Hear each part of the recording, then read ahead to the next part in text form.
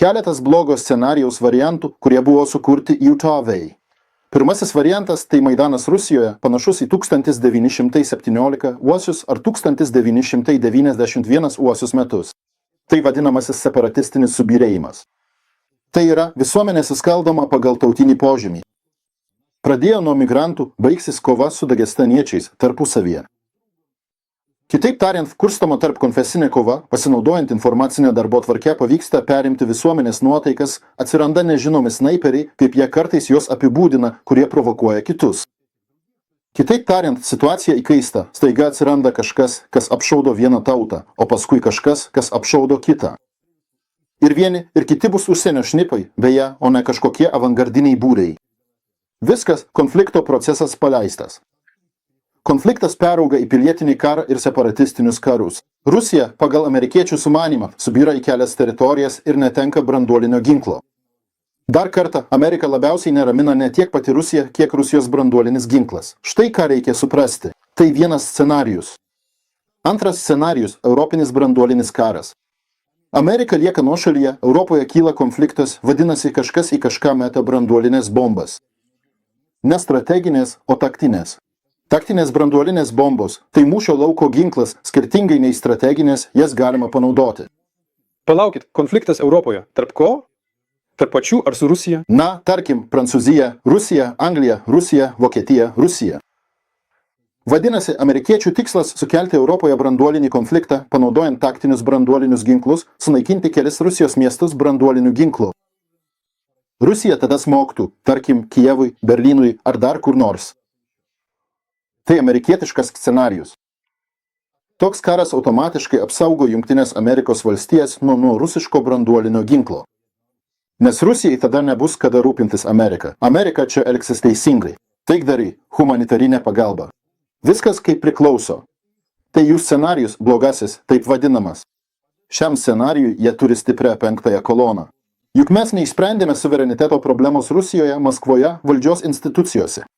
Prisiminkite Rusijos užsienio žvalgybos tarnybos vadovą Naryškiną, kuris atvirai sakė, kad Rusijoje veikia daugiau nei 80 000 Amerikos šnipų žiniasklaidoje valdžios institucijose. Juk niekas jų neišvarė. Valymų nebuvo atlikta. Todėl tai yra atrama tiek vienam, tiek kitam scenarijui. Būtent jie, pavyzdžiui, kuria šią iliuziją, ar ne? Tai yra, amerikiečiai organizavo mūsų triados apšaudymą, o kalti Kijevas arba, kai kas sako, kaip ten Londonas. Tai jų darbotvarkė.